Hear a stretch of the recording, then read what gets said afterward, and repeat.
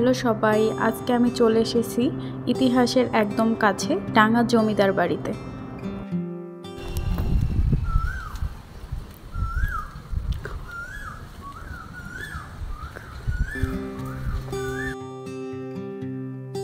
কোকিল ডাকছে, কি সুন্দর। এখানে এসে মনে হচ্ছে আমি যেন টাইম মেশিনে করে চলে এসেছি শত বছর আগের বাংলায়।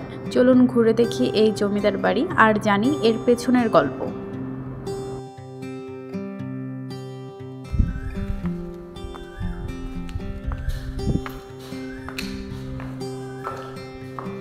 বাংলার জমিদার প্রথা এখন ইতিহাস, কিন্তু তাদের বাড়িগুলো এখনও দাঁড়িয়ে আছে অতীতের সাক্ষী হয়ে। এমন এক নিদর্শন হচ্ছে নরসিংদীর এই ডাঙ্গা জমিদার বাড়ি। নিঃশব্দ, রহস্যময় এবং স্থাপত্য শৈলীতেও অনন্য এই বাড়িটি এখনও ইতিহাস প্রেমীদের আকর্ষণের কেন্দ্রবিন্দু। এটা ঢাকার খুবই কাছে। নরসিংদী জেলা শহর থেকে রায়পুর উপজেলার ডাঙ্গা ইউনিয়নে যেতে সময় লাগে প্রায় 1 ঘন্টা। ঢাকা থেকে সড়ক পথে ভৈরব বা নরসিংদী হয়ে বাস বা ট্রেনে সহজেই আসা যায়। এরপর অটোরিকশা বা স্থানীয় বাহনে পৌঁছানো যায় জমিদার বাড়িতে। এই জমিদার বাড়ির নির্মাণকাল ধরা হয় 1800 সালের দিকে। তখন এই অঞ্চল ছিল শিল্প, সংস্কৃতি ও অর্থনৈতিকভাবে সমৃদ্ধ। জমিদার ছিলেন শিক্ষিত এবং শিক্ষা অনুরাগী। তাদের নির্মিত এই বাড়িটি ইউরোপীয় ও বাংলা স্থাপত্য শৈলীর মিশ্রণে।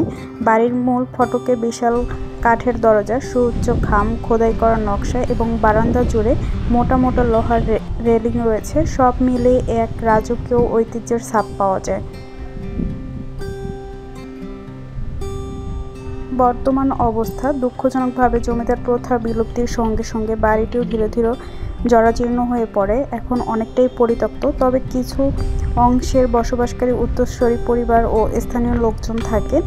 সরকারি পৃষ্ঠপোষকতা ওইভাবে পেলে হয়তো আরও সুন্দর থাকতো। এখানে খুবই এত সুন্দর একটা পরিবেশ ছিল, আপনারা সহজেই যেয়ে ঘুরে আসতে পারেন এই জমিদার বাড়ি থেকে।